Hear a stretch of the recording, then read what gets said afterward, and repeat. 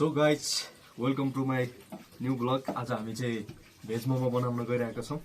यहाँ चाहिँ प्याज कटिङ अलरेडी भइसक्यो। धनिया छ, यसलाई पनि हामी चप गरेर हाल्छौँ। अनि यो क्याबेज पनि चप गरेर हालिसकेका छौँ। त्यसपछि मोमो मसला यहाँ छ। अनि उता चाहिँ हाम्रो सोयाबिन चाहिँ बोइल भएर राखिसकेको छ। त्यसपछि हामी सबै कटिङ सकेपछि यो मोमो मसलाहरू सबै मसलाहरू चाहिँ यसमा मिक्स गरेर हामी पहिला किमा बनाउँछौँ।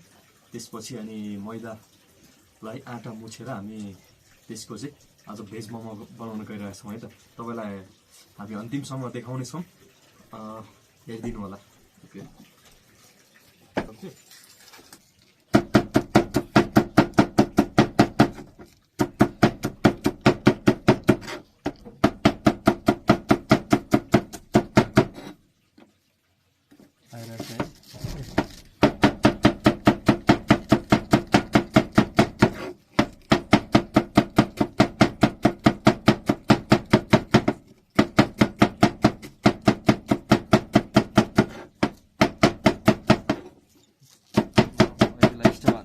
Welcome back guys. अब चाहिँ हामी यो किमालाई मसलाहरू मेरिनेसन गर्न गइरहेका छौँ। यहाँ अलरेडी क्याबेज, ओनियन, त्यसै गरी कोरिन्डर अनि हाम्रो मस्यौराहरू चाहिँ सबै अलरेडी यहाँ फाइन चप भएर भइसकेको छ। अब हामी यसलाई मसलाहरू मेरिनेसन गर्छौँ के हाल्ने भनेर।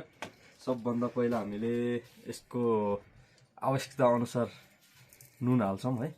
नुन चाहिँ पहिला धेरै नहालौँ, पछि हामी थप्न पनि सक्छौँ आवश्यकता अनुसार।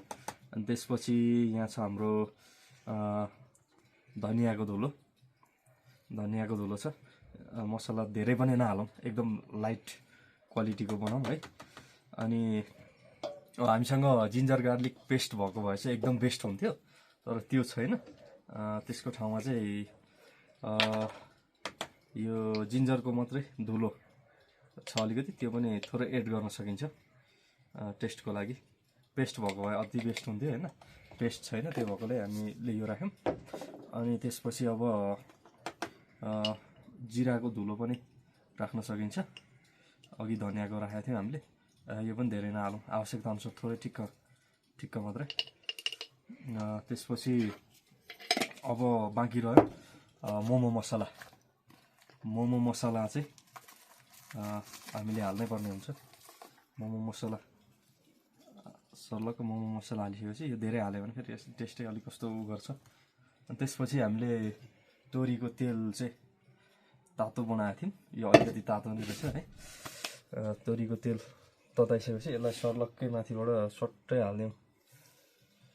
अनि त्यसपछि अब हामी मिक्स गर्छौँ। यहाँ आटा अलरेडी हामीले मिक्स मोलेर राखिसकेका छौँ। अब यसलाई मजासँगले मिक्स गरेर नुनहरू चाहिँ लागेन भने फेरि पनि लगाएर चाहिँ हामीले चेक गर्दै फेरि पनि लगाएर गर्न सक्छौँ है त गाइज। ल हामी तपाईँहरूलाई पछि अन्तिम खाने टाइमसम्मको भिडियो देखाउनेछौँ। स्टप गर्नु। अब चाहिँ हाम्रो मोमो लगभग फाइनलतिर पुगिसकेको छ है। अनि हामीले त्यसपछि अब अचार रेडी गरेर आजको हाम्रो खाजामा चाहिँ मोमो खाने प्लानिङमा छौँ हामी। एकदम जाडो मौसम छ, देख्न सक्नुहुन्छ तपाईँहरू। मौसम एकदम चिसो मौसम छ।